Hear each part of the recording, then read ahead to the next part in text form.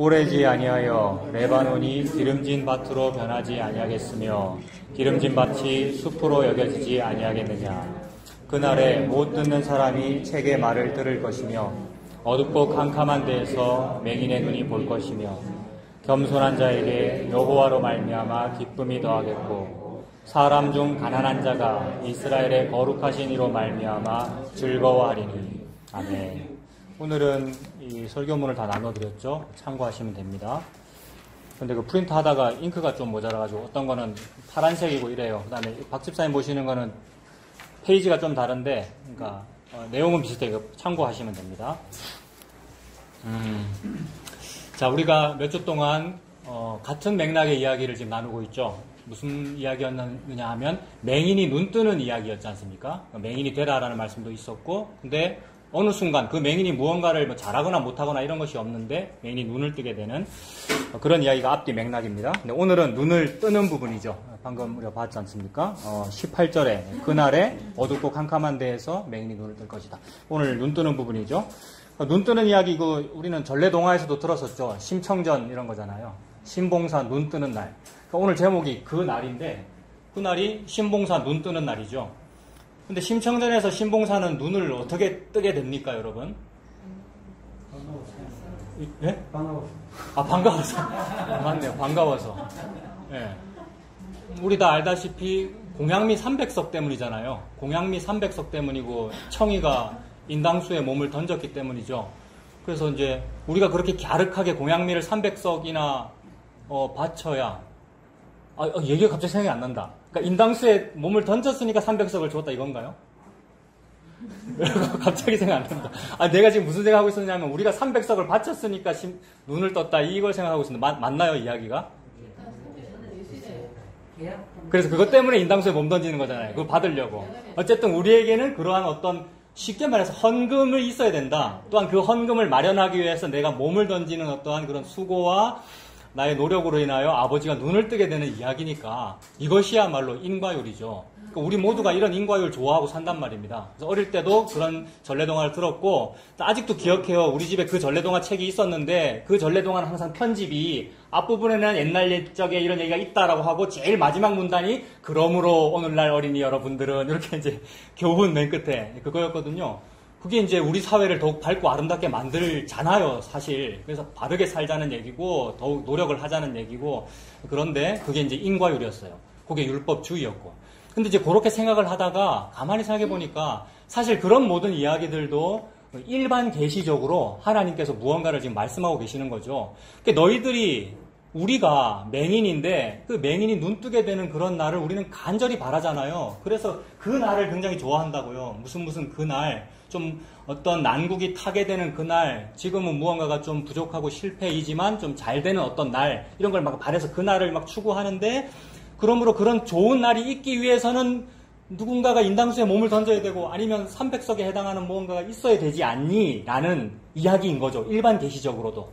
그래서 이런 일반 계시와 매우 비슷하게 이 성경책은 특별 계시니까 일반 계시, 이거 죄송한 표현인데 그런 전래동화, 이런 나부랭이들과는 다른 무슨 얘기일 텐데 이런 좋은 특별 계시에도 심청전이 나오더라는 거예요. 그거 뭐냐 하면 입다 장군의 딸 얘기 뭐 이런 거 아니에요, 여러분? 차사 입다 장군이 전쟁에 승리하기만 하면 제일 먼저 환호하는 그 사람을 제물로 바치겠습니다. 근데 세상에 뒤통수 맞은 거죠. 자기 딸이 나올 줄이야. 근데 그 딸을 이제 바치게 되잖아요. 옛날에는 이런 것을 읽을 때에 하나님 앞에 서원한 것은 내게 해로울지라도 바꾸지 아니하고 반드시 서원한 대로 다 갚아야 된다. 그래서 옛날에 건축헌금 몇백만 원 하기로 작정했는데 형편이 어려워서 못하고 있다가 그게 늘 인생의 마음에 걸려가지고 수십 년 뒤에 그 교회 사무실 찾아가서 갚았다라는 요 얘기. 제가 그 얘기 한 사람 보고 제가 되게 뭐라 그랬거든요. 내 가족인데. 우리 집안인데. 그러니까 그게 아니라는 거죠. 그런 본문이 그런 말을 하는 것이 아니라, 그 무슨 말이겠습니까? 그거는 다윗이 정말 미운 아들이고 반역하는 아들이고 못된 아들인데 압살롬이 반역했지 않습니까? 근데 그 압살롬이 죽을 때의 다윗의 마음은 뭐냐 하면 성집사님 한 그 설교예요. 지금 또 생각나요. 성집사님이 앞에서 엉엉 울면서 설교했단 말입니다. 어떤 부분에서 울었느냐 하면, 내 아들 압살롬아, 내 아들 압살롬아. 요 장면. 그러니까 다윗이 지금 자기한테 반역한 사람이고 마음에 안 들고 이 전쟁에서 다윗은 이겨야 되는데도 불구하고 그 아들이 죽을 때에는 내 아들 압살롬아, 요압 장군이 죽였잖아요. 내 아들 압살롬아, 내 아들 압살롬아 할 때 요 상황이 하나님 아버지의 마음이라는 거죠. 그러니까 하나님께서 자기 아들을 죽여서 이루는 어떤 그 날에 대한 하나님의 하나님의 그 고통이죠. 자기 아들을 외면하고 싶은 그런 아버지가 어디 있겠습니까? 그러니까 아버지의 그 고통이고 동시에 아들도 겟세마네의 기도이고 그 다음에 엘리 라마 사박다니이죠. 그런 식으로 지금 부모와 자식 간에 끊어지는 그 고통이다라는 것을 입다와 딸을 통해서 보여주는 거죠. 그러니까 그 딸의 죽음으로 인하여 어떤 일이 생기는 거잖아요. 그러니까 딸의 죽음을 담보로 전쟁에서 승리하는 이야기지 않습니까? 그러니까 하나님께서는 하나님의 자녀는 독생자밖에는 없죠. 예수 그리스도의 죽음으로 인하여 하나님이 그 나라를 이루신다는 그거니까. 지금 이거 서론인데 심청전 얘기하다가 제가 심청전 생각하다가 그거를 지금 욕하고 싶은데 그거는 인과율이니까. 근데 그 속에도 지금 너희 인류가 그토록 추구하는 어떤 대표자의 죽음이 있잖아. 그래서 어떤 고귀한 정의로운 어느 정치가가 자살했을 때의 그 죽음을 헛되이 하지 말자고 니들도 그렇게 말하잖아. 노동운동하면서 누군가가 분신 자살했을 때 그 죽음을 헛되이 하지 말자고 니들도 그렇게 말하잖아. 라는 얘기죠. 그런데 그 모든 죽음들만 가지고도 사람을 조금 거룩하게 할 수 있거든. 하물며 거룩하신 하나님의 독생자 아들의 피가 너희를 하나님을 섬기게 하지 못하느냐? 라고 하신 거죠. 이게 히브리서 말씀이잖아요. 그러니까 인과율도 사실 가치가 있어요. 그러니까. 그래서 하나님께서 그 인과율로 우리한테 주신 거잖아요. 뭐를? 율법을. 그래서 사도는 율법도 선하다 이러는 거죠. 우리가 율법주의를 잘못 이해하면 구약은 아니네 막 이렇게 하는데 그게 아니라 선하다는 거죠. 일반 계시를 통해서 그렇게 말씀하고 계시고 특별 계시인 율법을 가지고도 하나님 그 말씀을 하시는 거죠. 그래서 그렇게 하나님이 그 계시를 통하여 이루고 싶은 그 날이 있는데 그거를 성경은 그 날이라 그런다. 또 다른 표현에서는 여호와의 날 이렇게 표현하죠. 여호와의 날, 그 날 같은 말입니다. 그러니까 하나님께서 그토록 이루고 싶은 그 날은 한마디로 요약을 하면 십자가이죠. 여호와 하나님께서 우리에게 이루신 그 날은 십자가입니다. 그 십자가가 그 캄캄한 맹인이 눈이 빛을 보게 되는 날. 그게 그 날입니다. 근데 그걸 뭐라고 설명했느냐 하면 17절에 보면 이렇게 되어 있죠. 오래지 아니하여 라는 말로 시작하잖아요. 그 오래지 아니하여 그 날이 올 거라는 말입니다. 그러니까 그 날이 온다. 이제 오래지 아니해서 온다. 부모님이 자식한테 꼭 그렇게 제가 그렇게 말하죠. 다 됐다. 이제 다 됐다. 조금 있으면 네 장난감 그거 택배 이제 좀 있으면 온다. 막 못 기다리거든요. 근데 항상 엄마 아빠는 그렇게 얘기하죠. 오래지 아니하여 그 날이 온다. 그러면 이제 기대가 되잖아요. 곧 오나 보다. 어떤 날이 있나 보다. 기대돼가지고 모두가 막 그날을 사모하고 막 기다리고 날짜를 계산하기도 하고 그랬죠. 그래서 옛날에 92년도에 종말이라고 그런 선교회도 있었잖아요. 다미 선교회도 있었고 99년이 이제 세기 말이니까 그때는 또 컴퓨터 밀레니엄 버그인가 이런 거 얘기했었지 않습니까? 그거 아시죠? 99에서 2000으로 바뀔 때 99에서 00으로 바뀌니까 이게 우리는 이해하지만 컴퓨터는 이제 앞에 단위가 없으니까 99에서 00으로 바뀌니까 이게 계산이 엉킨다는 그런 얘기 가지고 음모론도 있었고 막 그랬었잖아요. 근데 그런 일들은 그때가 끝이 아니고 앞으로도 또 있겠죠. 앞으로도 신천지 이만희 같은 사람은 앞으로도 또 있을 거 아닙니까, 여러분? 그죠? 그러니까 어떤 그런 일에 혹할 이유가 없죠. 그 다음에 너무 분개할 이유도 없고요. 원래 그런 일들은 있는 거니까. 동성애 어떤 집회를 막 한다고 할 때 너무 막 분개하고 그렇게 되잖아요. 근데 이거는 성경책에 이미 고대 근동에도 있었고 옛날에도 있었고 조선시대 때도 있었더라고요. 조선왕조실록 이런 데 보면 궁녀들끼리의 일. 그 다음에 앞으로도 있을 거니까 원래 그렇구나. 게다가 원래 그렇구나라는 말은 뭐냐 하면 하나님께서 지금 네가 바로 그 죄인이야 라는 말씀을 하시는 거니까 우리가 그렇구나 이렇게 이해할 수가 있겠죠. 그래서 그런 어떤 시한부 종말론 그런 것들이 다 쓸데없는 짓입니다. 그래서 그렇게 계산하는 그 날이라는 것이 그게 재림이든지 아니면 자기의 어떤 소원 성취의 날이든지, 그죠? 우리 교회가 좀 어떻게 크게 부흥하는 그 날이 언제 안 옵니까? 라는 그 날, 이런 걸 우리가 기다리잖아요. 우리 이제 화목교회 말고요. 그래서 그게 소원 성취의 날이든지 아니면 성경적인 예수님 재림의 날이든지, 예수님 뭐라 그러셨느냐 하면 그 날과 그 시는 아버지께서 자기의 권한에 두셨으니 뭐라 그랬습니까?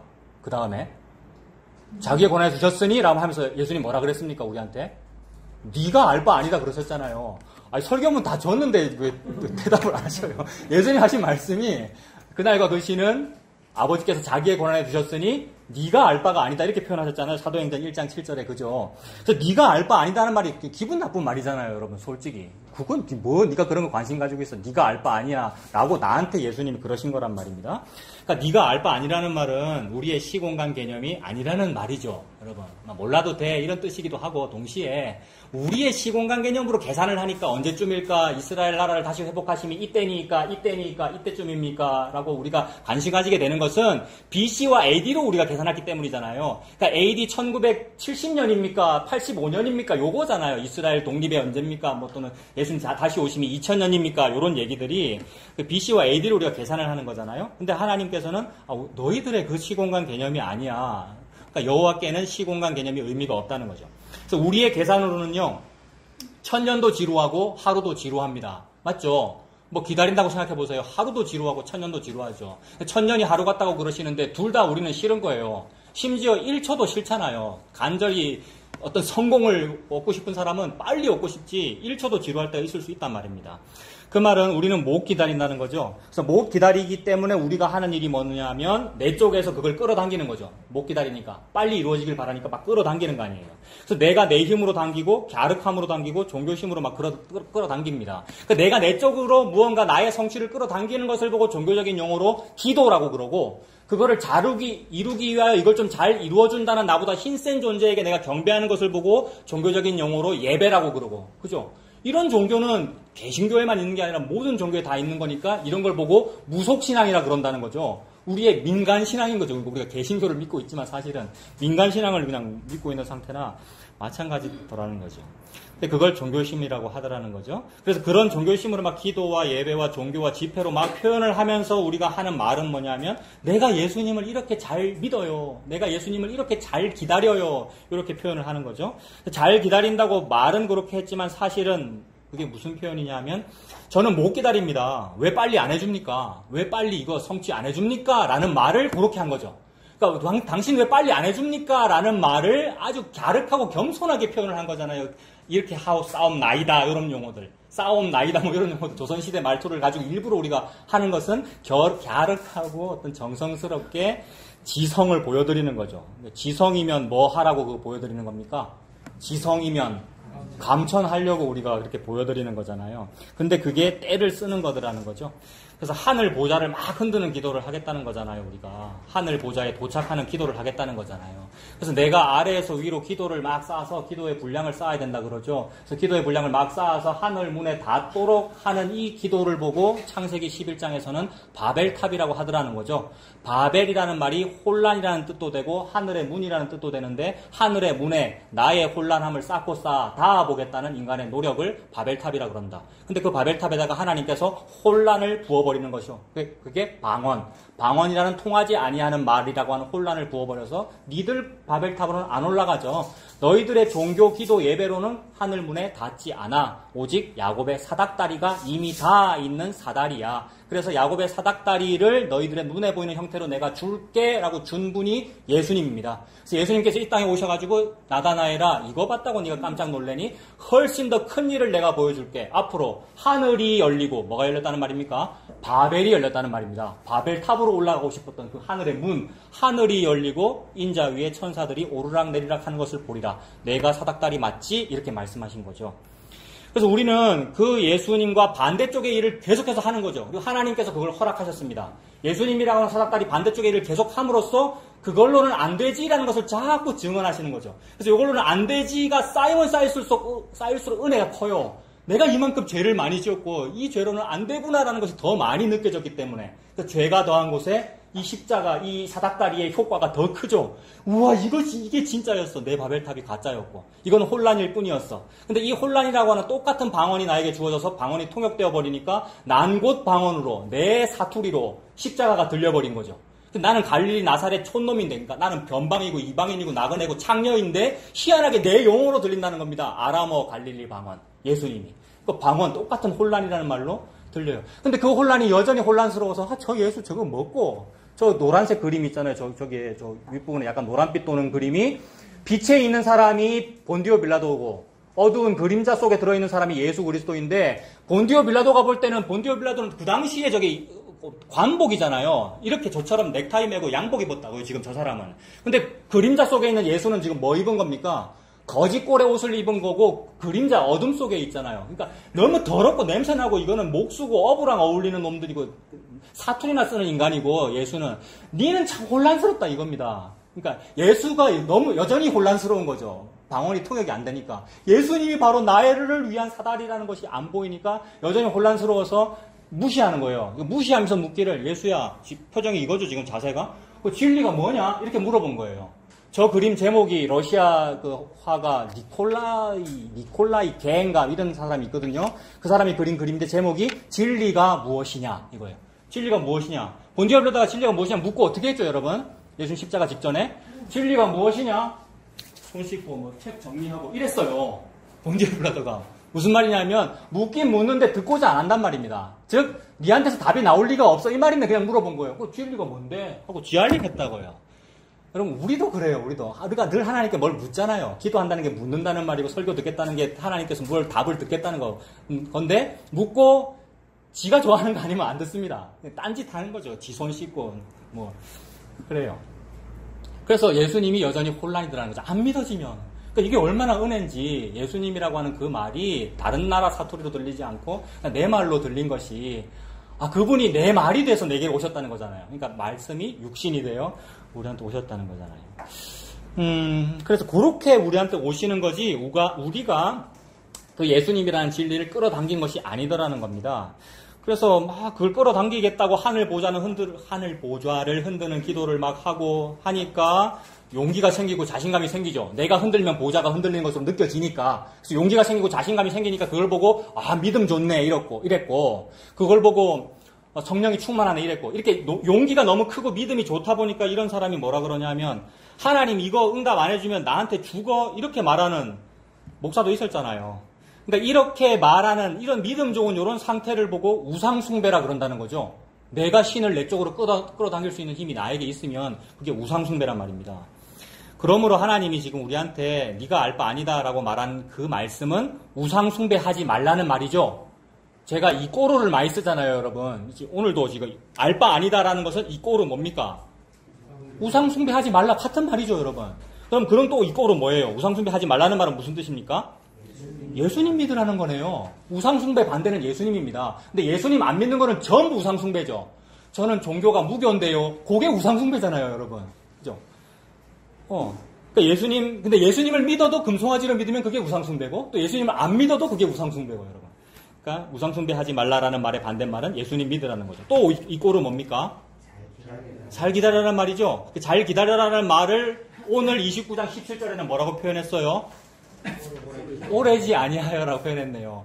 구약은 지금 아직 예수님 태어나지도 않았는데 역시나 예수님 얘기하고 있는 거죠. 오래지 아니하여라는 그 무심코 던진 것 같은 말을 통하여 우연히 거기에 배치된 어떤 어조사 같고 그냥 붙인 말 같은 걸 통하여 예수 얘기하고 있는 거예요. 그러니까 이게 우연히와 무심코지 않습니까, 여러분? 그래서 이 오래지 아니하여니까 이게 잘 기다려라는 말이니까 인내하라가 되고 이것을 사람들이 조금 느끼면 이 말씀에 대하여 반응하여 교리를 지은 사람들이 있어요. 그러니까 교리는 긍정적인 면도 있고 부정적인 면이 있죠. 근데 좀 긍정적인 면을 말씀드리면 하나님의 말씀에 대하여 바르게 반응하여 교리를 정리한 사람들도 있다고요. 그게 우리가 믿는 대한예수교 장로회 안에서의 어떤 교리들이 있을 수 있잖아요. 대표적인 게 뭐 튤립 같은 건데 튤립의 그 칼빈주의 5대 교리의 제일 끝이 뭡니까?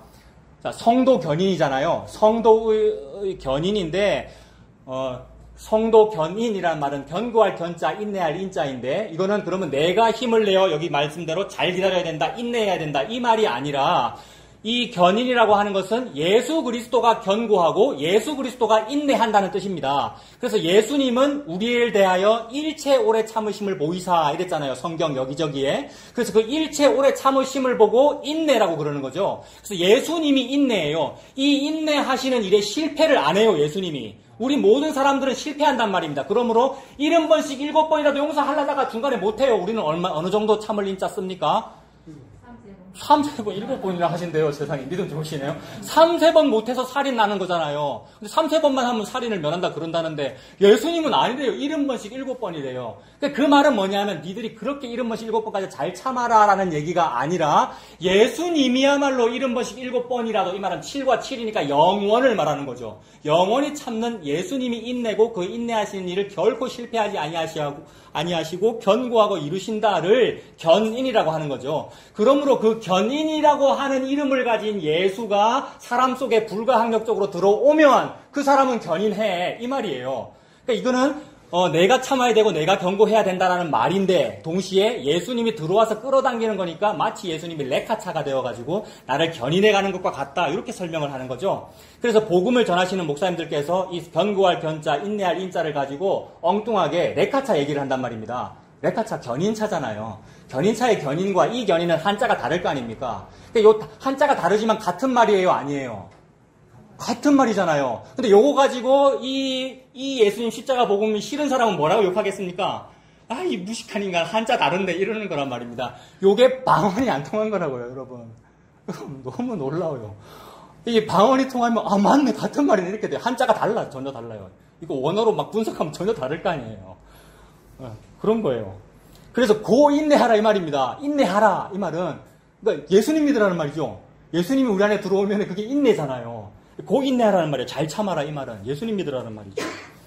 그러므로 그 인내하라라고 해놓고 제가 이 꼬로 해가지고 그러므로 인내는 윤리 도덕 덕목이 아니라 뭡니까? 예수님입니다. 그러므로 인내라고 하는 것은 윤리 도덕 덕목을 니 잘 참아야 된다. 이게 아니라 예수님입니다. 그래서 제가 이거 처음에 쓸 때는 이게 원래 제가 본문이 24절까지 잡았었거든요. 중간에 24절까지 잡았다가 준비하다가 중간에 줄였다가 줄여가지고 지금 몇 절까지 줄인 거예요? 19절까지로 줄였는데, 그러니까 설교가 엄청 길었는데 많이 줄였다 이 말입니다, 여러분. 그래도 5페이지네. 근데 그때는 본문이 길었으니까 이만큼 내려왔을 거 아니에요. 제가 위에 본문이 볼드로 쓴 게. 그러니까 거기 윤리 도덕 덕목이에서 페이지가 바뀌었었어요. 원래는. 그러니까 윤리 도덕 덕목이까지가 이게 못 보고 있는 거고 딱 넘겼을 때 예수님입니다. 이게 그 날이라고요, 여러분. 딱 넘겼는데 윤리 도덕 덕목 그렇게 해야지 내가 권선징악 해야지 이 상태가 그날이 안 온 거예요. 이게 맹인이에요. 근데 넘겼는데 예수님입니다. 이게 그 날이라고요. 신봉사 눈뜬 거라고요, 여러분.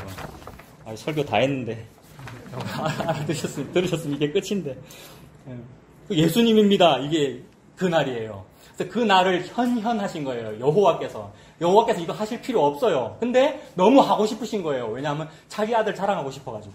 예수라니까 이거 자랑하고 싶어가지고. 왜요? 우리는 예수 말고 내 인내로 하려고 그러거든요. 내가 참아야지, 내가 노력으로 이거 해야지. 70번씩 7번이라고요? 알겠어요. 저는 80번씩 8번까지라도 할게요. 뭐 이런 식으로. 내가 한번 해보겠다고. 근데 그게 아니고 그게 내 아들이야. 이거 자랑하고 싶어요. 그래서 하나님이 자기 아들을 짠 보여준 게 십자가입니다. 잘 보이라고 달아버렸잖아요, 나무에다가. 그래서 깃발이라 그러잖아요. 시온산 꼭대기에 달아놓은 기치를 보고 군대가 달려온다 이랬지 않습니까? 사령관의 깃발이에요. 이게 진짜지 이렇게. 근데 가짜 사령관 보고 이단과 사탄을 보고 우리 사령관입니다 이렇게. 이게 거꾸로 된 거라는 거죠. 그래서 거기에 제가 인용한 말씀 보겠습니다. 히브리 10장이죠. 히브리 10장 36절. 너희에게 인내가 필요하다. 맞아요. 신약성에 이렇게 말했어요. 인내가 필요함은 너희가 하나님의 뜻을 행한 후에 약속하신 것을 받기 위함이라 그랬습니다. 그렇다면 인내가 필요하다. 이 말 아까 인내 이꼬로 뭐라 그랬습니까? 예수님, 너희에게 뭐가 필요하다고요? 예수님이 필요하다 이럽니다. 이 말입니다. 근데 이러면은 사람들이 이용해 먹습니다. 어떻게 이용해 먹겠습니까? 당장 자기 속에 본성적으로 이용해 먹고 싶은 마음 안 생깁니까? 안 생기시면 굉장히 착하신 분들이고요, 여러분들이. 일반적으로 사람들은 바로 올라온다고요. 뭐가 올라오냐면, 인내가 예수님이야? 그럼 나 예수 믿잖아, 나 지금. 그럼 인내 안 해도 되네, 예수님이니까. 이런단 말입니다. 나만 나쁜 사람이구나. 이런 식으로 이용하기 때문에 구원파가 되는 거잖아요, 여러분. 구원파. 나 예수 믿어 이미 구원받았어. 인내 안 해도 되네. 퇴선 명령 안 내려도 되네. 요 개념이란 말이에요, 여러분. 구조 작업 내가 안 해도 되네. 예수 믿으니까. 예수님이 다 하는 거니까, 뭐, 이런 식으로. 마치 예수님께 모든 주권을 올려드린 것 같지만, 예수님이 그 안에 안 들어갔기 때문에 그 말 나온 거란 말입니다. 예수님이 그 안에 들어가면 인내가 그 안에 들어간 거기 때문에 그 사람은 인내하기 싫은데 인내를 해요. 하기 싫은데 해요. 불가항력. 여러분. 천국 가기 싫단 말이에요. 아무도 천국 가고 싶어 하지 않아요, 여러분. 너무너무 지옥에 가고 싶으니까 그렇게 열심히 기도를 했잖아요, 우리가요. 거꾸로 갈 짓이잖아요, 그게. 기도하지 말라는 말 아닙니다. 근데 금송아지라는 예수의 이름으로 하는 그게 지옥 갈 짓인데, 그러니까 우리가 그 정도로 지옥 가고 싶어 하는 사람이라고요. 천국 가기 싫은데 천국에 보내버리는 은혜가 뭡니까, 그게? 불가항력적인 은혜. 그렇게 말씀하시는 거죠. 그래서 이 인내는 예수님입니다. 우리가 이걸 이용해 먹을 뿐이지. 그러나 그래도 예수님은 그걸 아시고 그 이용해 먹음에 의하여 십자가에 달려 죽으면서 너희들에게는 내가 필요해. 이렇게 말씀하셨어요. 너희들에게 인내가 필요함은 너희가 하나님의 뜻을 행한 후에라고 했습니다. 하나님의 뜻을 행해야 되죠. 성도 여러분. 목사와 성도 여러분. 우리는 하나님의 뜻을 행해야 됩니다. 하나님의 뜻이 뭡니까? 그럼 바로 읽읍시다. 바로 밑에 요한복음 6장 29절. 다 같이 읽겠습니다. 예수께서 대답하여 이르시되 하나님께서 보내신 이를 믿는 것이 하나님의 일이니라. 이게 하나님의 일이고 하나님의 뜻이죠. 자, 또 하나 하나님 뜻 그 밑에 뭡니까? 6장 39절. 나를 보내신 이의 뜻은 내게 주신 자 중에 내가 하나도 잃어버리지 아니하고 마지막 날에 다시 살리는 이것이니라. 자기 백성을 하나도 떨어뜨리지 아니하고 다시 살리는 이게 튼튼하고 견고한 거예요. 아주 성능이 완벽하다 이거라고요. 자기 백성을 채로 막 걸러서 못 이렇게 떨어뜨리지 안 하고 다 모은다. 이게 견고하신 거라고요. 그러니까 예수님이죠, 이게 지금. 그 다음에 다시 살리는 게 뭐예요? 죽었던 자를 다시 살리는 이 일을 보고 부활이라고 그러고 그 부활의 첫 열매가 예수 그리스도이고 그 예수님을 믿는 자가 그렇게 부활하고 그렇게 죽었던 자가 다시 사는 거지 않습니까? 그러니까 예수님이죠. 그러므로 이 예수님이 하나님의 뜻이고 우리는 예수님을 믿는 것이 하나님의 일이고 하나님의 뜻이 되겠죠. 그럼 다시 앞 페이지로 가면 그 하나님의 뜻을 행해라. 히브리 10장 36절에 그 하나님의 뜻을 행한 후에 이 말은 이거는 또 시공간적으로 행하고 행하면 그 다음에 이 말이 아니고 동시적인 개념이죠. 행하고 행함이 그 하나님의 뜻을 행함이 있으니까 그러니까 하나님의 뜻을 행한 이 행함이 행위죠. 여러분 하나님의 뜻을 하나님의 일을 한 게 이게 작업이고 행위고 여러분 행위잖아요. 이게 이 행위가 믿음이라고요. 그러니까 믿음과 행위가 같이 있죠. 같이 있는데 이걸 어찌 분리할 수가 있니 구원파처럼 라고 말한 분이 야고보 사도고요. 요새 얘기가 아니고 야고보 사도가 믿음과 행함은 같은 거야 라고 얘기를 하잖아요. 그러니까 믿음과 행함은 같은 거죠. 지금 하나님의 뜻이 예수님을 믿는 것이고 예수님을 믿는 것이 하나님의 뜻을 행한 거니까 믿음과 행함은 같은 겁니다. 하나님의 뜻을 행하면 약속하신 것을 받는답니다. 약속하신 거 뭐 받을까요? 여러분들이 이토록 진리를 위하여 복음을 위하여 수고, 헌신 수고 많이 하셨으니까 천국 가면 다른 사람보다는 여러분들의 집이 더 황금으로 잘 돼 있고 이런 얘기들을 우리가 들었으나 그걸 약속하신 것이 아니라 뭐 약속하셨습니까? 하나님께서 그 포도원 품꾼 비유에 한 데나리온만 주시는데 어떤 사람이 내가 이 정도로 했으면 황금집 정도는 주셔야지 왜 내 한 데나리온만 줍니까? 라고 반항할 때에 하신 말씀이 친구여, 형제여, 내가 너한테 잘못한 것이 없노라. 네가 나와 한 데나리온의 약속을 하지 아니하였느냐 이랬었죠. 너무 감사한 말씀이죠. 그러니까 내가 한 데나리온 말고 또는 한 데나리온보다 추가로 다른 거 달라고 하는 게 뭐냐 하면 아버지 저에게 돌을 주세요. 아버지 저에게 뱀을 주세요 라고 요구하는 건데 아버지 중에 누가 자식한테 그런 걸 줄 자가 있느냐. 자식에게 항상 생선 아니면 떡을 주는 것이 아니냐 이러셨잖아요. 그러니까 하나님은 가장 좋은 것으로 주고 싶으시다는 거죠. 저와 여러분들에게. 그럼 가장 좋은 것은 뭐냐 하면 그 복음서에는 성령님이라고 되어 있고 성령님은 저와 여러분에게 어떻게 주어지십니까? 예수님께서 십자가에서 죽으심으로써 그 영이 부어지는 거죠, 우리들에게. 그러니까 예수님을 주겠다는 거죠, 하나님께서. 하나님은 예수님을, 성령님을 우리한테 주시겠다는 거죠. 그거를 일컬어서 그림자로 막 설명하는 거죠. 어떤 때는 한 데나리온이라고 설명하셨고, 광야 시대에는 하늘에서 내려오는 만나라고 설명하셨고, 어떤 때는 반석이 쪼개져서 나오는 물로 설명하셨고, 그래서 요것들이 다 우리 내 아들 예수를 예표하는 그림자들이야. 너한테 나는 예수 주고 싶어. 그래서 약속하신 거는 뭡니까? 그러니까 예수님이네요. 약속하신 거. 그러니까 보세요. 그 밑줄 끈 게 36절에 밑줄 끈 제일 앞에 있는 인내가 예수님이고 그 다음에 하나님의 뜻도 뭐였습니까? 예수님이고 약속하신 것도 뭐예요? 예수님이고 여러분. 예수님 말씀하시죠. 그럼 37절 잠시 잠깐 후면이라는 이 말이 아까 17절에 있었던 오래지 아니하여 신구약이 똑같은 얘기하고 있고 항상 부모님이 자식한테 다 왔다 됐다 이제 다 했다 그럼 뭐 얘기하는 겁니까?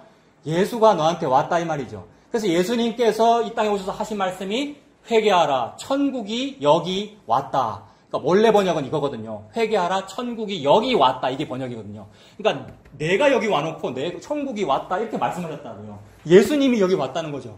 우리가 그렇게 천국 가고 싶어서 그날을 부르짖는 거거든요. 파라다이스 어디 없어요. 그날을 부르짖는 거. 그래서 그날이 오면 삼각산이 뛰고 한강수가 뒤집어지고 그날. 어떤 사람에게 그날은 광복의 그날이고 해방이고 전쟁 승리의 날이고 우리 공장 번창하는 사업 번창의 날이고 그런데 그 날이 그게 나야 라고 오신 거죠. 예수님께서. 그래서 예수님이 오늘 본문의 그 날입니다. 그러므로 이 잠시 잠깐 후라는 말이 오래지 아니하여 이고 예수님의 성육신이고 초림이고 제가 쓴 거 한번 보세요 여러분. 그냥 모든 말을 다 쓴 거예요. 예수님이 성육신이고 초림이고 십자가고 부활이고 재림이고 종말이고 은혜고 긍휼이고 복음이고 믿음 소망 사랑이고 이런 말이에요. 그래서 보세요. 이런 모든 어떤 그림자들이면서 또 성경적인 모든 용어들이 서로 다르게 구별되는 사건 맞습니다. 초림하고 재림 구별됩니다, 여러분. 이걸 아예 짬뽕해서 초림하고 재림 같은 거네. 그럼 앞으로 있을 재림이 없네라고 이렇게 그걸 신학으로 하시는 분도 계시더라고요. 근데 구별돼요. 초림하고 재림 다르죠. 구별되는 일들이면서 동시에 같은 사건으로 수렴됩니다. 제가 거기 수렴됩니다. 이렇게 써놨죠. 제 수렴이라는 말과 발산이라는 말 옛날에 수학 시간에 들어본 것 같은데 저는 수학 되게 못하거든요.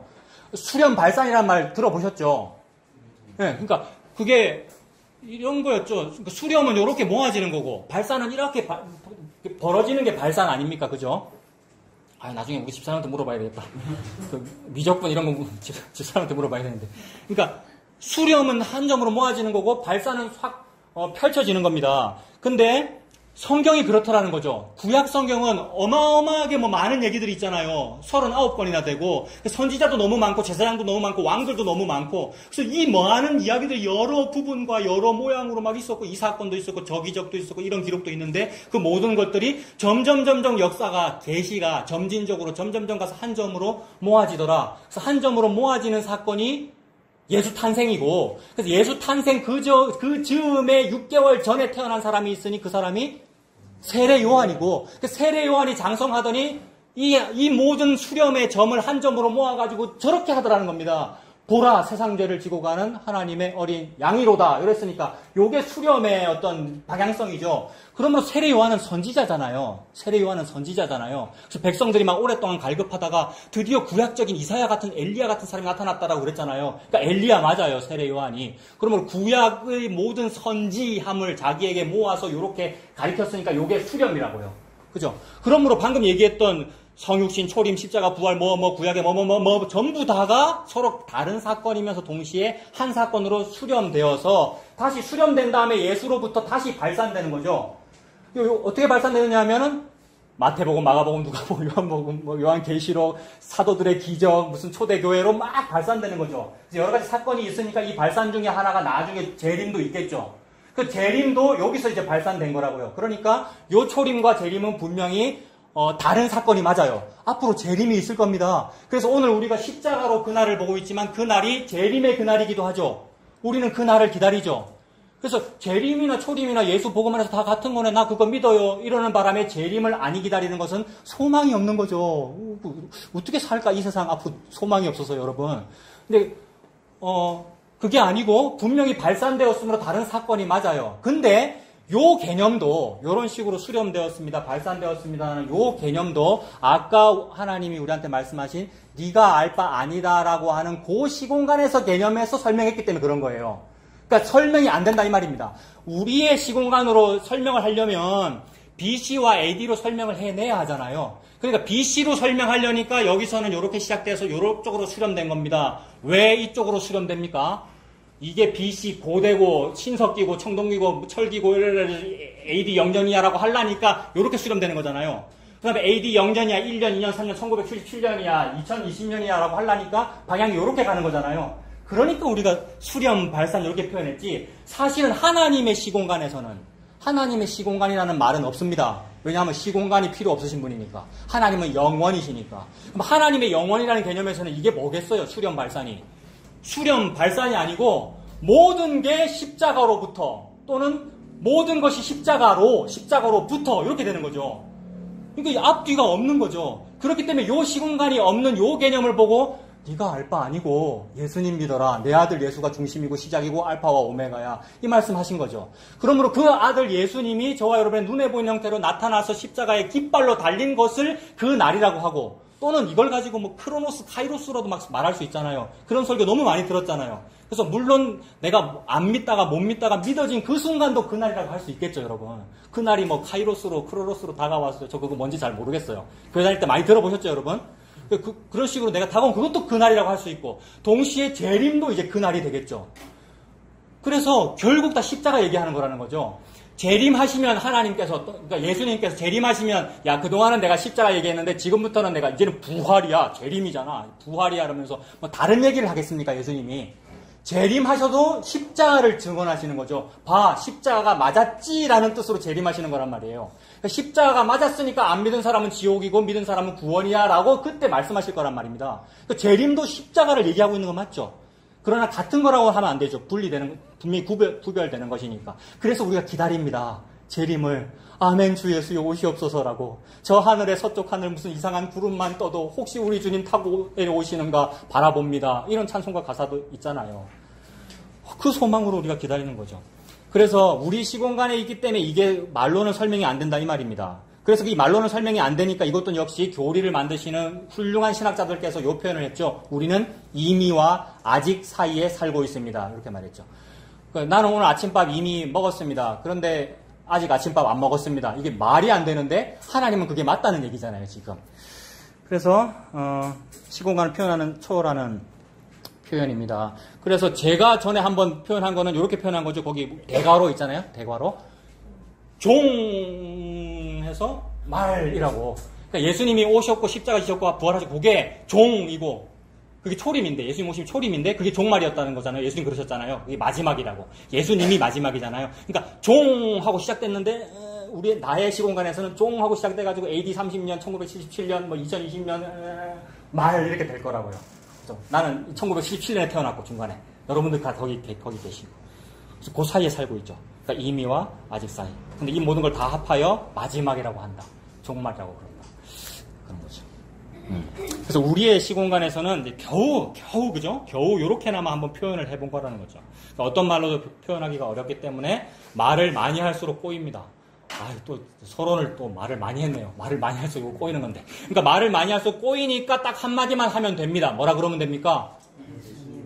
거기 적혀 있죠, 여러분. 그죠? 예수님 십자가. 성경은 딱 그 한마디만 하고 있는 거죠. 그래서 17절은 오래지 아니해서 예수님 그 십자가가 있을 거라는 말입니다.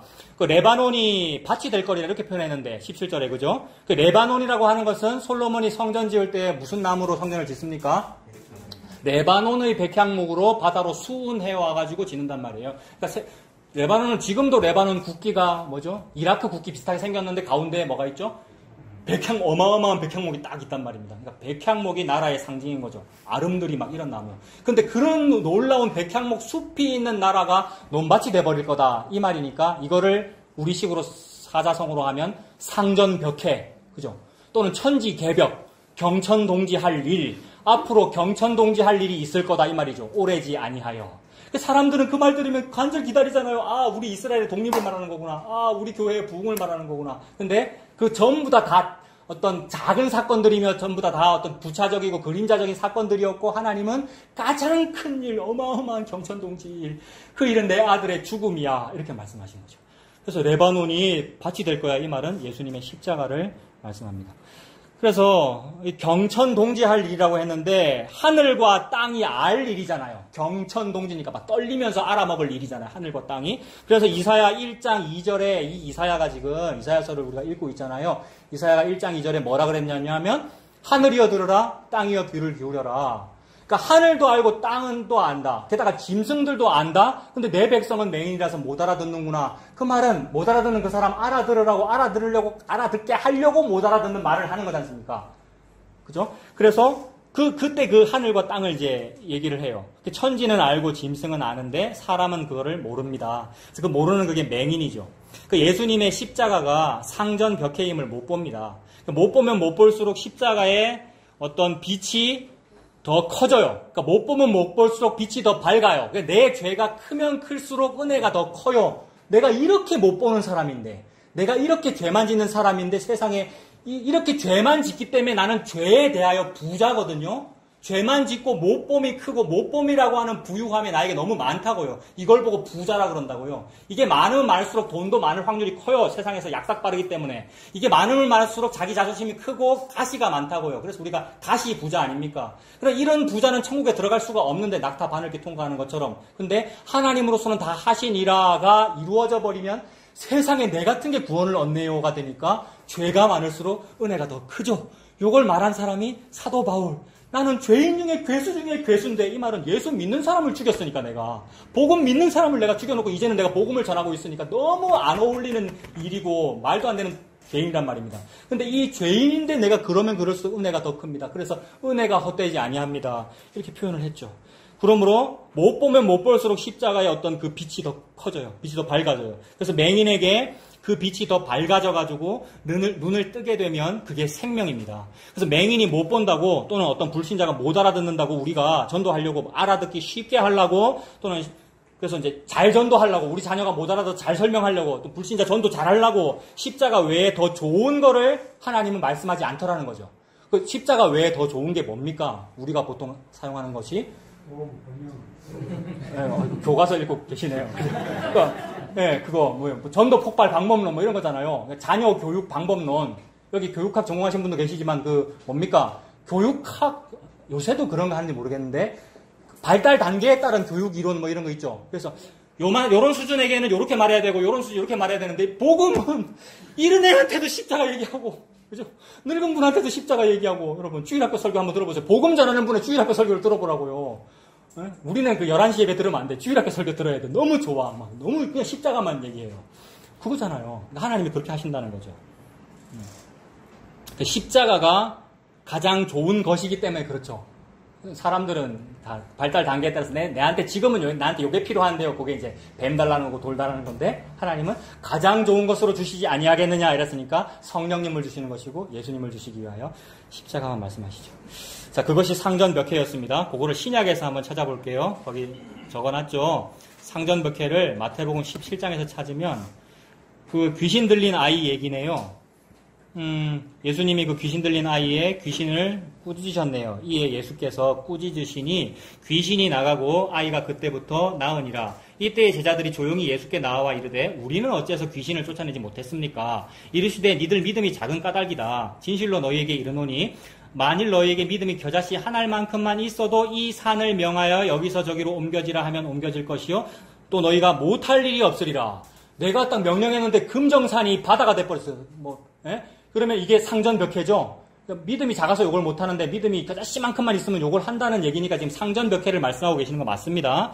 비슷한 말씀 바로 밑에 누가복음 17장 6절에 보면 주께서 이르시되 너희에게 겨자씨 한 알만한 믿음이 있었더라면 이 뽕나무더러 뿌리가 뽑혀 바다에 심기어라 하였을 것이요 그것이 너희에게 순종하였으리라. 이거 상전벽해 맞죠?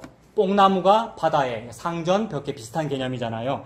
이런 말씀들은 겨자씨 한 알만한 믿음이라도 괜찮으니까 성도 여러분들 제발 좀 믿음을 가지셔가지고 상전벽해의 성과를 이루시는 여러분들 되시길 바랍니다 라는 이런 얘기가 아니라 이게 무슨 얘기겠습니까? 예수님은 우리의 어떤 믿음을 막 북돋아서 믿음 가져라는 그런 얘기가 아니라 너희는 겨자씨만한 믿음도 없어. 믿음이라는 것은 나야 이런 말을 하는 겁니다. 예수님이.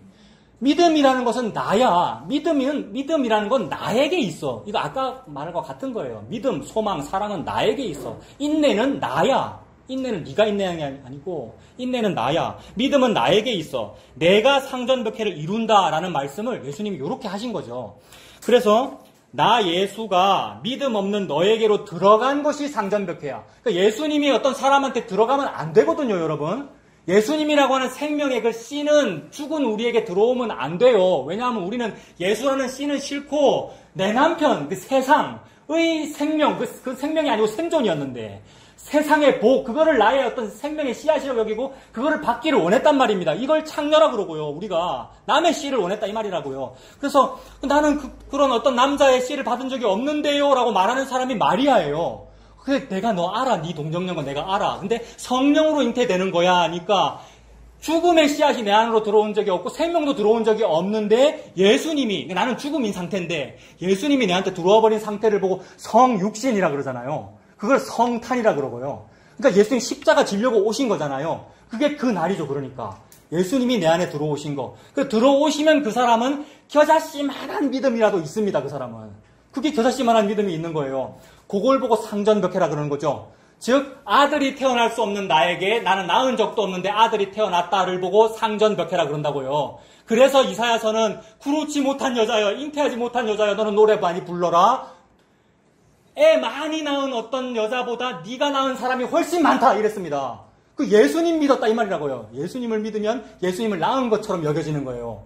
나는 마리아 같은 사람이 마리아보다 못한 사람이잖아요. 예수 낳았잖아요, 여러분. 그게 이제 자식이 있다, 자손이 있다 이런 얘기고 복 받았다 그런 뜻이죠. 이 땅에서는 눈에 보이는 거 갖고 비교합니다, 여러분. 돈 가지고 비교하고 자식 가지고 비교하고 여러분 무슨 대학 갔느냐 그거 가지고 비교하고 그게 쟤인데 보고 말아도 자동적으로 나와요, 우리 속에서요, 여러분. 근데 그래, 그게 네가 마리아야. 그게 네가 애 못 낳는 한나야. 그게 네가 지금 목사인 니야, 사사인 니라고, 성도인 여러분이에요. 근데 그런 사람들은 낙타 바늘기 통과하는 것처럼 안 돼, 천국에 못 가. 그런데 니들로서는 불가능하나 하나님으로서는 다 하실 수 있는 이라라고 하시면서 그 일이 뭐냐면 십자가로 예수가 사람 속에 들어온 거. 이게 상전벽해야 이렇게 말씀하시는 거죠. 그러니까 이 십자가가 오늘 본문의 그 날이죠. 그 날. 그래서 나 예수가 믿음 없는 너에게로 들어간 것이 상전벽해야. 그게 바로 네가 겨자씨만한 믿음을 가지게 된 거야 라는 말입니다. 예수님이 믿음 없는 자기 백성에게로 들어가신 사건, 오늘 이꼬로 많죠? 그 이꼬로 뭐예요? 십자가. 예수님이 자기 백성에게로 들어가신 사건, 십자가입니다. 이것을 탄생이라는 말로 쓰기도 하고 부활이라고 하기도 하고 오순절이라는 말로 쓰기도 하고 합니다. 자, 이것도 다시 말씀드립니다. 이런 여러 가지 단어로 쓸 수 있습니다라고 하니까 그러면 그 뒤에 거를 안 기다리는가? 그게 아니고 여러 가지 말로 표현되나 수렴 발산의 원리로 같은 십자가를 말하는 것이고 구별되는 사건입니다. 더욱 성령 충만하시기를 원하셔야죠, 여러분. 안에 이미 충만하네, 뭐 아무것도 아니네. 그게 구원파라고요. 이미 재림했네요. 앞으로 없네. 이게 허무주의고 염세주의고요. 그러면 자살해도 되죠, 여러분. 그걸 말씀하시는 게 아니란 말입니다. 그러니까 모든 것이 다 수렴되고 발산이 아니라 그것도 수렴이었다. 예수 십자가 말하는 거다. 너 그 십자가 때문에 진짜 고맙니? 이거 말씀하고 계시는 거죠. 고마운 사람은 여러분 염세주의에 빠질 리가 없겠죠. 물론 병적으로 어떤 성격적으로 그럴 수는 있습니다. 저는 약간 그런 면이 있는데 그럴 수는 있으나 십자가 때문에 너무 고맙고 십자가 때문에 좋고 그 일을 하나님께서 이루신다는 거죠. 그게 충만이고요. 성령 충만. 그게 없으면 기도해야 되고요. 기도 안 해야 된다고 복음은 말한 적이 없죠, 여러분. 기도해야 되고요. 찬양해야 되고요. 그렇습니다. 그래서 그런 기도니 찬양이니 예배니 탄생, 부활, 오순절, 그 다음에 제가 엔드 해놨네요. 구약 성경에 뭡니까? 여러 부분과 여러 모양. 이거 히브리서가 말하는 거죠. 구약 성경의 여러 부분과 여러 모양. 게다가 신약도 마찬가지입니다. 신약도 얼마나 많아요? 27권으로 기록됐어요. 여러 부분과 여러 모양 등 다 여러 가지로 말할 수 있지만 이거 전부 다 한마디로 하면 뭐라고요? 십자가. 하나님께서는 십자가만 자랑하고 계십니다. 그러므로 그걸 진짜 믿는다면 그 사도는 나는 십자가와 그리스도만 자랑하노라 이랬지 않습니까? 사도 바울이. 그래서 이 십자가라는 것이 또 이꼬로 했죠. 가독 능력이라는 게 난독증 환자에게로 들어간 사건입니다. 못 읽는 사람이 읽게 된 것 이 말입니다. 우리는 성경을 못 읽어야 맞아요. 실제로 못 읽어요. 글자도 없었거니와 히브리 헬라어를 못 읽는 게 맞다고요. 근데 조금 잘 읽는다면서 우리가 막 분석해내는 거 진짜로 복음일까? 아니면 저게 진짜 지적인 걸까? 우리 생각 좀 해봐야 되는 거죠.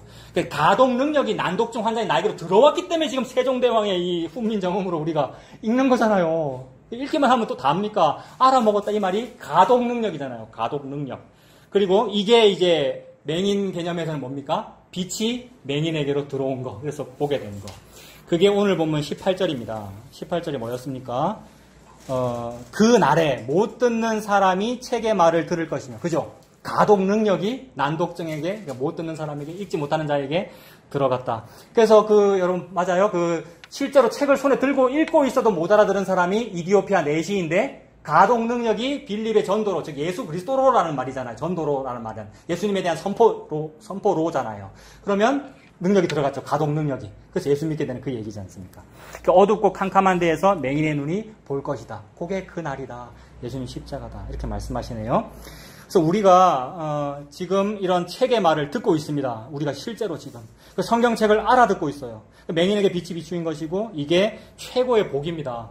목사가 여러분 축도하잖아요. 저도 목사니까 축도하는데 안 할 때가 더 많죠. 저는요. 제가 지금 축도할게요, 여러분. 거기 적혀 있죠.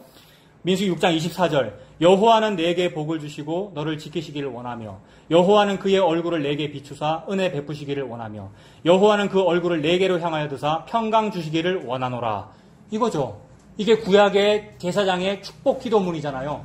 요거를 그대로 따서 개신교 목사님들도 요걸로 축도하기도 하고 신약의 본문을 가지고 축도하기도 하고 합니다만은 이게 진짜 축도라는 얘기죠.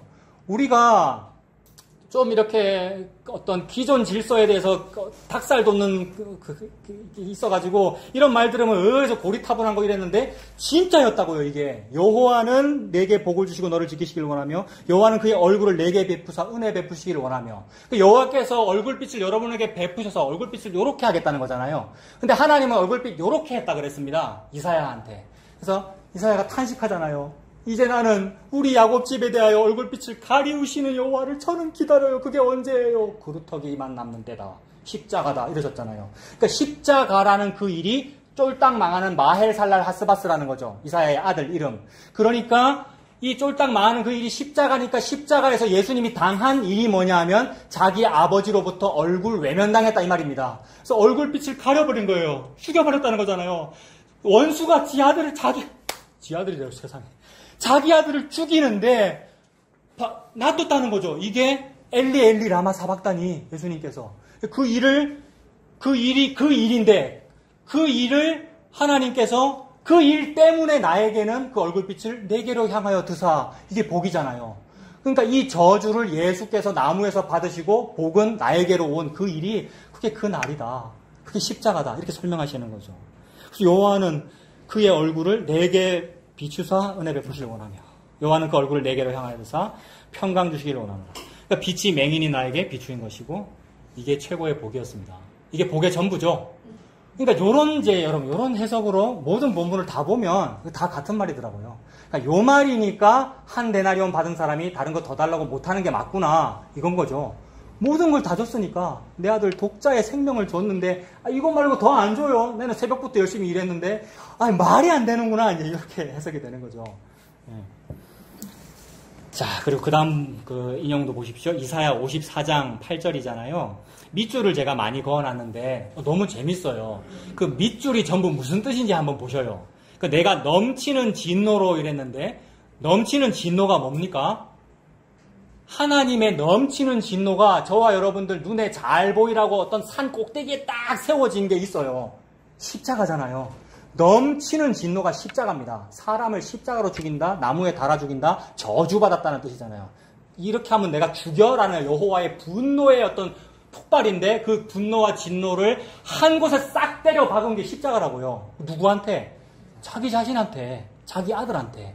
하나님이 자기 자신한테, 하나님이 아들한테. 그게 여호와의 진노예요. 이게 여호와의 전쟁의 승리의 날이에요. 하나님은 전쟁 승리를 그렇게 하신 거예요. 자기 아들 죽여가지고.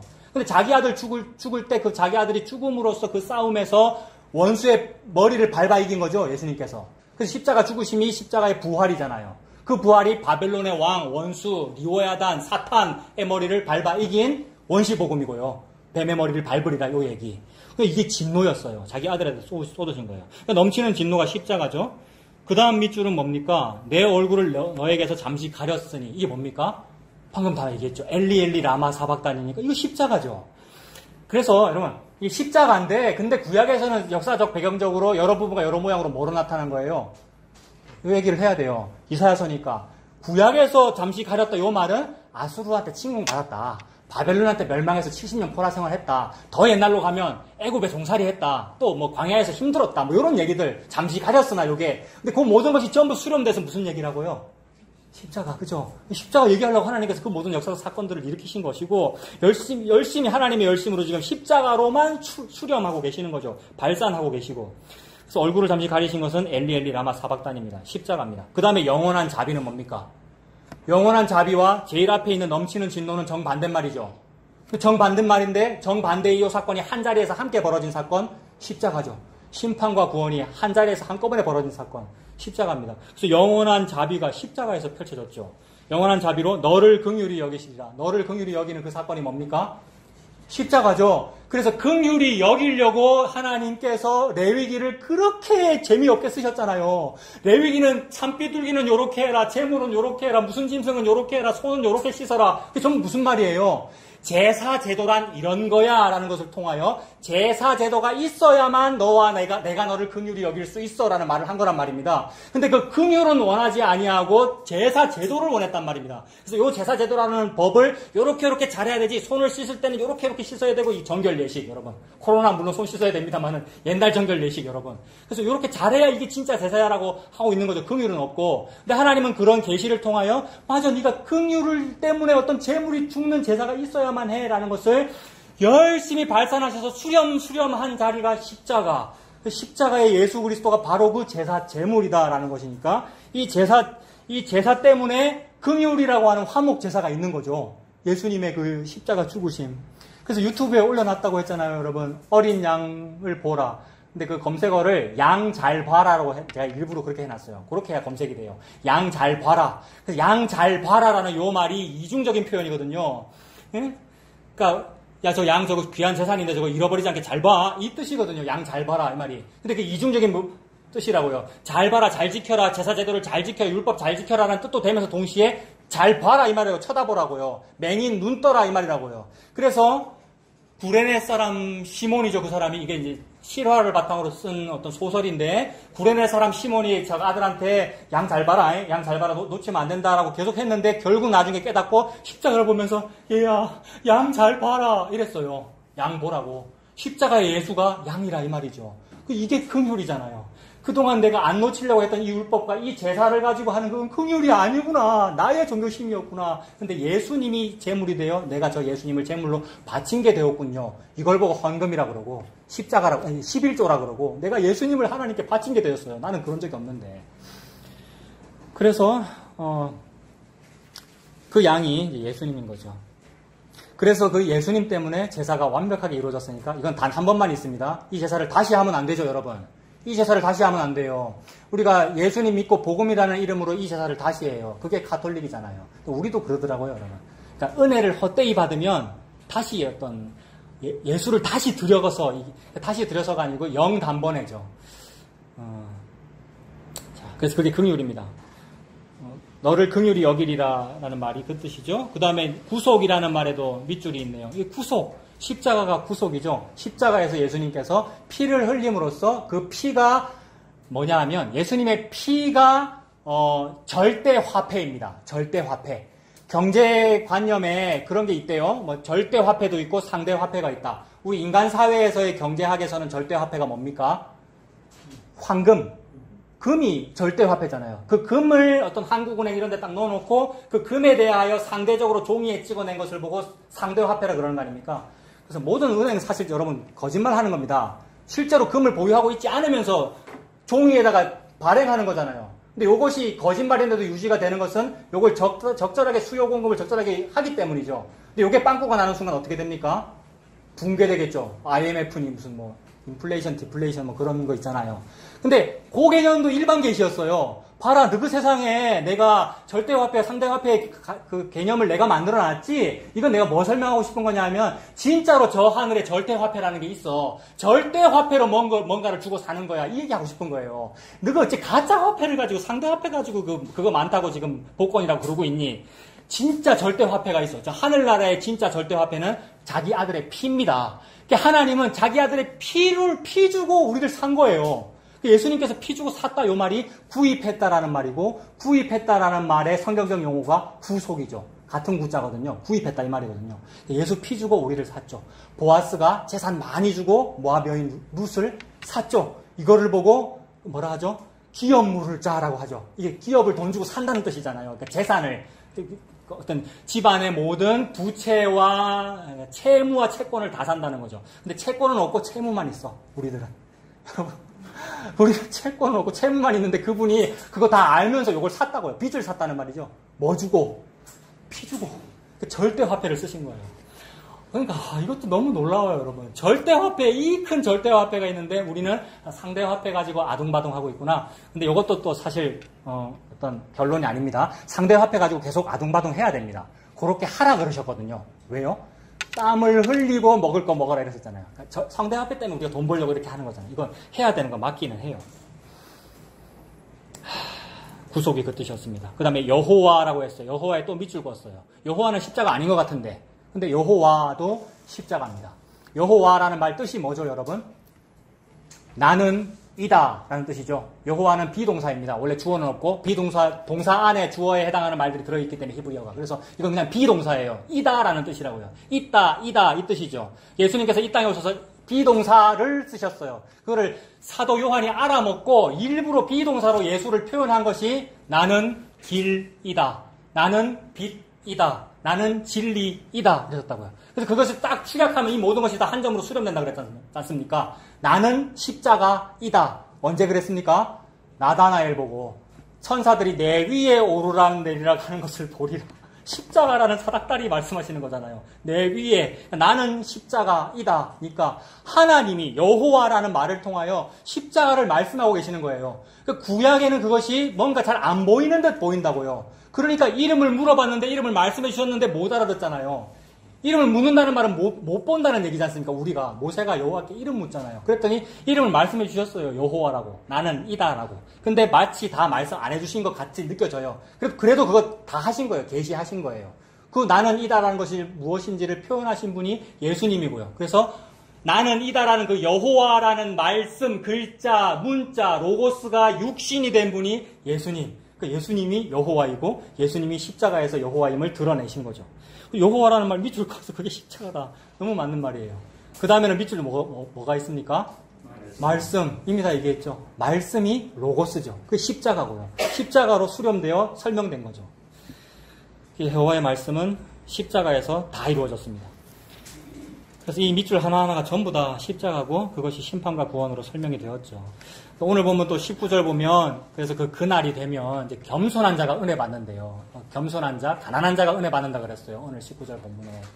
근데 이 겸손한 자라는 것은 온유한 자 얘기하는 거 아니겠어요, 여러분? 겸손하다, 온유하다 비슷한 말이죠.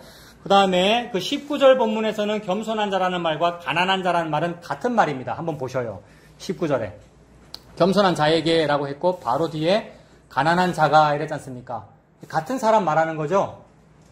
가난한 자가 우리 세상에서도 그렇죠. 왠지 아닌가. 가난하면 더 못되기도 합니다만은 가난한 자가 겸손하다는 어떤 그런 개념이 이해가 되기도 합니다. 그러니까 가난한 자, 온유한 자, 겸손한 자 비슷한 개념인데 예수님이 아예 그렇게 말씀하셨어요. 심령이 가난한 자, 온유한 자. 이거 지금 같은 얘기를 하고 있는 거란 말입니다. 여기에 이 19절에 있는 그 겸손한 자죠.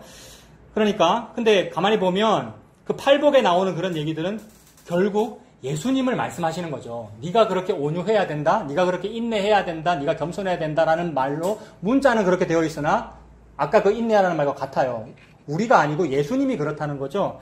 그래서 예수님만이 온유하시고 예수님만이 심령이 가난하셔요. 그래서 우리는 부자이거나 가난하거나 전부 다 부자입니다. 잘 생각해 보세요. 자기 자신을 보면 우리가 부자거나 가난하거나 다 부자 아니에요? 상대 화폐적으로도 그래요. 굶어 죽진 않잖아요, 여러분. 부자이거나 가난하거나 다 부자입니다. 자, 부자는 천국에 들어가기 낙타가 바늘기 통과하기보다 어렵다. 이거 아까 다 말씀드렸죠. 그래서 그런 사람이 이제 천국에 갈 수가 없는데 하나님으로서는 다 하실 수 있어요. 그래서 그 하나님께서 다 하시는 그 일이 십자가입니다. 그러므로 예수님의 그 십자가를 보고 온유라고 그러면 되죠. 이 가시부자인 이런 사람한테는 온유를 안 줘야 되는데 긍휼을 안 줘야 되고 천국 안 보내줘야 되는데 막 바늘구멍에 낙타 걸려가지고 죽도록 놔둬야 되는데 그 사람을 통과하게 해주니 요걸 보고 아이고 잘 참으시네요 이런단 말이에요. 그러니까 예수님이 일체 오래 참으시는 거잖아요. 이 가시부자를 내 속에 내가 너무나 많은 이 자존심 가시부자를 잘 참아주시는 거니까 예수님이 온유하신 거잖아요. 그래서 그 예수님의 십자가를 보고 온유라고 합니다. 그 예수님의 십자가가 부자인 내 안에 들어오니까 내가 가난한 자가 되고 온유한 자가 되고 겸손한 자로 여겨졌습니다. 그래서 이 땅에서 물질적으로 부자이거나 가난하거나의 여부는 큰 의미가 없습니다. 맞습니까, 여러분? 아멘. 아, 진짜로 아멘 하신 겁니까? 좀 부자이신 거 아닙니까? 네, 가난한 사람은 아멘 못하고. 네. 그러니까 이 땅에서 물질적으로 부자이거나 가난하거나의 여부는 큰 의미가 없습니다. 그 왜 그러느냐 하면 이 땅에 펼쳐져 있는 것은 전부 그림자들이기 때문입니다. 그러니까 부자한 것도 그림자고 가난한 것도 그림자라는 거죠. 그 예수님 십자가라는 진리가 비춰져 가지고 땅에 드리워진 그림자들이거든요. 여러분 이거 이해되죠? 그 예수님의 십자가라는 진리가 원래 있다는 거죠. 그러니까 절대 화폐가 아까 피라 그랬지 않습니까? 절대 화폐라고 하는 피가 있으니까 그 그림자로서 이 땅의 절대 화폐인 황금이 있다고요. 그러니까 이 황금을 보고 보석이라 그러죠. 이 보석을 발견하면 집 팔고 논 팔고 냉장고 팔아 기어이 그 밭을 사고 말 거야. 애들 보금선가 이런 거 있어요. 아셔요? 그 얘기잖아요. 그러니까 요 그림자가 절대 화폐인 금이고, 그러면 그 절대 화폐 금의 그림자가 뭡니까? 상대 화폐 우리 지갑에 있는 그 돈이죠. 아무것도 아니잖아요. 이거 다 그림자죠. 황금도 그림자고. 그런 식으로 예수 그리스도의 십자가가 진리고 이게 절대적인 것이고, 그것에 대한 그림자가 이 땅에 뭡니까? 전쟁도 펼쳐지고 그 기근도 있고, 어떤 사람은 부자이기도 하고 행복도 있고 사랑도 있고 이혼도 있고, 이 세상에 이 모든 거라고요. 그러니까 모든 사건이 전부 십자가를 말하기 위해서 있었던 거라고요. 우리의 질병도 그렇고 뭐 행복도 그렇고 다 그래요. 그러면 그림자들입니다. 이 그림자는 회전하고 소멸하겠죠. 우리 하나님에 대한 표현은 뭡니까? 그분은 회전하는 그림자도 없으시니라가 그분에 대한 표현이고, 그분 반대의 모든 그림자에 대한 표현은 그림자는 회전해, 그림자는 소멸해. 그래서 아하스의 일용포에 있는 해 그림자가 10도를 돌아갔다, 이렇게 돌아간다, 이렇게 돌아간다, 돌아가잖아요. 그림자가 회전하죠. 회전하고 소멸한다는 말은 일시적이라는 말이고 유동적이고 고정이 안 된다는 말이죠. 그래서 에덴 동산은 일시적입니다. 맞습니까? 없어졌어요. 에덴 동산 일시적이었어요. 그 다음에 초대교회도 일시적이에요. 근데 개신교 우리가 얼마나 에덴 동산을 사모하고 초대교회를 사모하는지, 사모해야 될 게 아니라 없어져야 될 거라고요. 그러라고 하나님이 두셨다고요. 그러니까 일시적인 거예요. 근데 일시적인 것을 일시적이지 않게 영원 무궁토록 존재하게 만들고 싶은 마음을 보고 우상숭배라 그럽니다.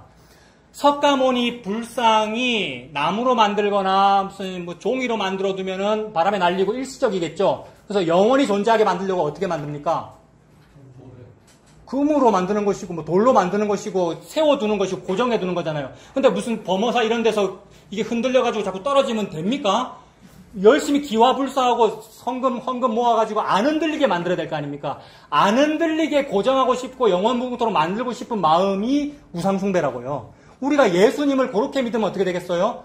우리 교회는 이름도 화목교회잖아요. 화목해야 돼요. 에덴 동산과 같은 화목을 만들어야 돼요. 이게 우상숭배라고요. 그래서 이 화목이 그 화목이 아니라고요, 여러분. 무슨 화자 무슨 목자라고요? 불화 나무 목자. 그러면 또 무슨 뜻이겠습니까? 땔감이 되어 열심히 태워서 하나님 나라를 따뜻하게 만드는 사람이 됩시다가 아니고, 레바논 백향목은 오늘 나왔죠. 레바논 백향목. 레바논 백향목은 땔감으로도 모자란다라는 그 말씀이에요. 성경에 그 화목이라고요. 그래서 고정하고 싶은 그게 우상숭배였습니다. 자, 제가 지금 설교를 중간에 중단하려고 너무 많이 해서 벌써 지금 15분, 12시 15분이거든요. 지금 마무리하겠습니다.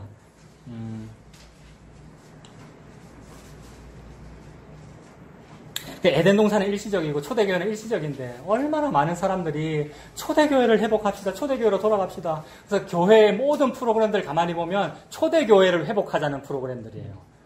그림자만 봤어요. 근데 하나님은 지금 죄를 보여주고 계셔요. 자, 그 에덴 동산과 초대교회 얘기만 하고 우리 마무리 한번 해보겠습니다. 될런지 모르겠어요. 자, 붙들어야 될 것이 아니라 그게 그림자였다는 말입니다. 없어져야 될 그림자를 붙잡는 것을 보고 뭐라 그러면 됩니까? 우상숭배라 그러죠. 그러니까 에덴 동산으로 돌아갑시다. 우리가 그런 훌륭한 목사가 됩시다. 성도가 됩시다라고 하는 말이 진짜 믿음이 아니고 탐심이었다고요. 탐심은 우상숭배이라 이랬으니까 탐심 때문에 지금 그렇게 해놓고는 말은 막 믿음 얘기하고 말은 우리가 그랬단 말입니다. 그게 탐심이었어요. 그 에덴 동산은요 풍요로웠습니다. 풍요로웠죠. 먹을 거 많고 여러분 땀 흘리고 노력하지 않아도 먹을 게 있었잖아요. 풍요롭다는 말은 영원히 무한 공급되는 상황이 무엇인지를 보여주십니다. 땀 흘리지 않아도 수요와 공급의 불균형이 없었죠. 그러니까 부자도 없고 가난한 자도 없었죠. 부자도 없고 가난한 자도 없다 같은 말이 뭐겠습니까? 이꼬로 해놨는데 부자도 없고 가난한 자도 없다 이 말이 입은 자도 없고 벗은 자도 없다. 맞아요? 에덴 동산 입은 자도 없고 벗은 자도 없습니까? 아닌데 다 벗었는데 에덴 동산 다 벗었다 이 말이 뭐예요? 다 벗었는데 벗었음을 별로 개의치 않는다. 즉 지난주 말씀드렸잖아요. 어딘가에 가서 우리 야유회 전체 사진 찍었는데 우리가 그 사진을 볼 때 특히 여자분들이 좀 자주 그러시는 것 같아요. 내 하필 왜 이 표정 할 때 사진 찍었어요. 그 다음에 이 사진을 왜 단체톡에 올려요. 개인적으로 주지. 이게 자기가 자기만 보이기 때문이잖아요. 그러니까 자기의 부족함을 자기가 이게 자격지심 제가 그런 거 되게 많아요. 우리가 다 그래요. 그렇기 때문이잖아요. 근데 에덴 동산은 그게 없다는 말이니까 벗어도 벗은 게 아니라는 말이지 않습니까? 그게 벗은 자도 없고 입은 자도 없는 상황. 그게 구원이야. 그게 하나님께서 덮어주심이야. 그게 은혜야라는 거를 일시적으로 말하려고 에덴 동산이 있었다는 거죠. 에덴 동산이 그렇다는 거죠. 여기서 말씀을 마치겠습니다. 그래서 일시적인 그런 모든 것, 초대교회도 그랬고요. 에덴 동산도 그랬고요. 그래서 그것이 일시적이라는 것을 보여주기 위하여 죄가 도입되었어요. 그러므로 죄는 하나님께서 허락하신 거 맞는데 네 가지였습니다. 네 가지였습니다. 항상 그래야 돼요. 죄는 네 가지였어요. 내가 지음으로써 죄를 더욱 알게 되어 진짜 절대 화폐적 무언가가 있구나를 알게 되는 겁니다. 그러니까 에덴 동산에 진짜 본체가 있구나, 초대교회에 진짜 본체가 있구나라는 것을 통하여 진짜 본체인 예수님 십자가를 바라보라 이 얘기죠. 그 십자가를 바라보게 되는 원인으로서 죄를 쓰시는 겁니다. 하나님께서. 죄가 너무 귀해요. 그러니까 나는 죄인이구나는 이 죄가 너무 귀해요. 죄 때문에 십자가가 있는 것이고, 그래서 이 십자가 때문에 십자가라는 예수님을 바라봅니다. 그래서 하나님은 저와 여러분에게 십자가를 주시고 그 십자가는 저와 여러분에게 예수님을 주십니다. 이 예수님 믿고 사시는 저와 여러분들 다 되시길 바랍니다. 기도하겠습니다. 하나님 아버지, 모든 말씀이 그리고 심지어 이 땅에 펼쳐진 모든 일반 계시가 예수님의 십자가만을 우리에게 설명해 주셔서 감사합니다. 이 십자가를 바라보지 못하고 세상 것을 바라본 것이 바로 우리가 맹인된 모습이군요. 그런데 이렇게 죄가 많을수록 더욱 은혜가 크니 그 예수님 십자가가 더욱 밝히 보입니다. 그 예수님 바라보며 믿고 살아가는 우리가 되도록 하나님 아버지 인도하여 주시옵소서. 예수님 이름으로 기도합니다. 아멘.